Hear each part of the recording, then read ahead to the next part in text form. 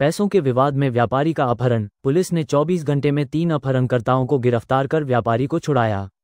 Navi Mumbai police ने पैसे के विवाद को लेकर एक व्यापारी का अपहरण कर उसकी हत्या करने की कोशिश कर रहे अपहरणकर्ताओं को 24 घंटे के भीतर गिरफ्तार करने और व्यापारी को सफलतापूर्वक बचाने में सफलता हासिल की है। तुर्भा सेक्टर 20 के व्यवसायी पंकेश पाटिल जब अपने सहकर्मी के साथ दोपहिया वाहन पर सवार होकर जा रहे थे, तभी सफेद रंग की कार में सवार अपहरणकर्ताओं ने पंकेश पर धारदार हथियार से हमला कर दिया, उन्हें जबरन कार में डाल लिया और उनका अपहरण कर लिया। पुलिस के सहयोग से इस मामले में तुरंत एपीएमसी पुलिस में शिकायत दर्ज कराई गई। नवी मुंबई पुलिस ने कुल 10 टीमें गठित कर अपहरणकर्ताओं की तलाश शुरू कर दी थी। अपहरणकर्ता व्यापारी को वाशी ले गए थे। तदनुसार पुलिस ने जाल बिछाया और वाशी से तीनों आरोपियों को गिरफ्तार कर लिया तथा व्यापारी को सुरक्षित बचा लिया। बाइट अजय शिंदे, वरिष्ठ पुलिस निरीक्षक, एपीएमसी पुलिस स्टेशन।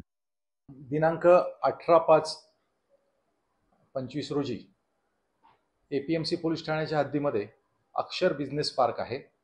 त्या ठिकाणी एक प्रशांत खैरनार आणि पंकेश पाटील असे 2 भागीदार आहेत। त्यांचा परदेशामध्ये भाजीपाला आणि ॲग्रिकल्चर प्रोड्युसेस पाठवण्याचा कारभार चालतो।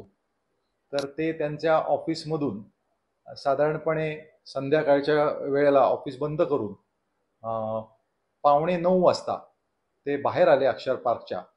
मोटरसायकलवर 2 जण होते। त्यावेळेला एक स्विफ्ट पांढऱ्या रंगाची कार आली आणि त्याच्यामधून 3 जण उतरले आणि त्यांनी फिर्यादी खैरनार त्याचप्रमाणे पंकेश पाटील यांना मारहाण केली आणि मारहाण करून पंकेश पाटील त्याला जबरदस्ती स्विफ्ट कारमध्ये बसवलं आणि त्यांना पळवून घेऊन गेले। हे गेल्याच्या नंतर मग फिर्यादी म्हणजे प्रशांत खैरनार आहेत ते पोलीस स्टेशनला आले आणि त्यांनी ती हकीकत सांगितली। हकीकत सांगितल्यानंतर ताबडतोब त्यांचा गुन्हा नोंद करण्यात आला।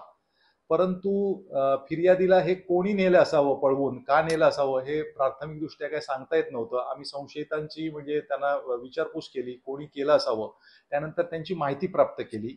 अत्यंत गंभीर स्वरूपाचा असा गुन्हा असल्याने व्यापाऱ्याला एका गाडीमध्ये मारहाण करून अपहरण करून घेऊन गेल्याचा गुन्हा असल्याने आम्ही त्याची माहिती ताबडतोब वरिष्ठांना दिली। त्यानंतर माननीय आयुक्त भारांबे सर, सहआयुक्त येनपुरे सर, त्याचप्रमाणे क्राईम ब्रांचचे आमचे ॲडिशनल सीपी अपर आयुक्त साकोरे सर यांना ही माहिती दिली। त्यांनी सूचना दिल्या आणि आमचे डीसीपी झोन 1 पंकज डहाणे साहेब यांच्या नेतृत्वामध्ये आम्ही काम करायला सुरुवात केली। त्यांनी पोलीस स्टेशन झोन 1चे पथक, त्याचप्रमाणे क्राईम ब्रांचचे एसीपी लांडगे साहेब, एसीपी आमचे वाशी डिव्हिजनचे बुधवंत साहेब यांना ताबडतोब आमच्या पोलीस स्टेशनला पाठवलं। या ठिकाणी क्राईम ब्रांच आणि पोलीस स्टेशन अशी मिळून 10 पथकं तयार केली गेली आणि ताबडतोब तपासाची चक्र ही वेगाने फिरू लागली।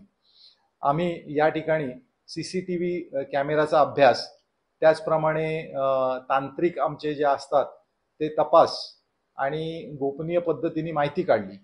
याच्यात आणखीन एक अडचण अशी झाली की ह्या जे आम्हाला जी पहिल्यांदा गाडीची नंबर प्लेट वगैरे मिळाली होती, ती नंबर प्लेट त्यांनी ती डुप्लिकेट लावली होती।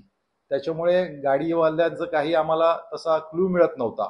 परंतु इतर सगळ्या तपास कौशल्याने आम्ही त्या आरोपितांना त्यांचा माग काढला आणि त्याचप्रमाणे म्हणजे ह्याच्यामधले जे आरोपी आहेत त्या आरोपी ऋषिकेश इंगोले, मंगेश अस्तरकर, गोपाळ गोरे यांनी त्यांना गाडीमध्ये बसवून फिर्यादीचे आमचे पार्टनर आहेत ते जो अपहरण केलेला जो माणूस आहे पंकेश पाटील यांना ते या आपल्या तळेगावच्या मार्गाने त्याला वाशिममध्ये त्यांनी घेऊन गेले होते आणि जाताना त्यांनी नंबर प्लेट्स बदलणे, कुठलाही जास्तीत जास्त गुंगारा देणे असे प्रयत्न केले होते। परंतु आपण त्यांना ताबडतोब लवकरात लवकर शोधून काढलं, अपहरण केलेल्या माणसाची सुटका केली आणि त्याच्यानंतर त्या माणसांना म्हणजे आरोपी जे आहेत ते टोटल 4 आरोपी आम्ही निष्पन्न झाले। त्याच्यामध्ये एक सागर मनवर नावाचा जो आरोपी आहे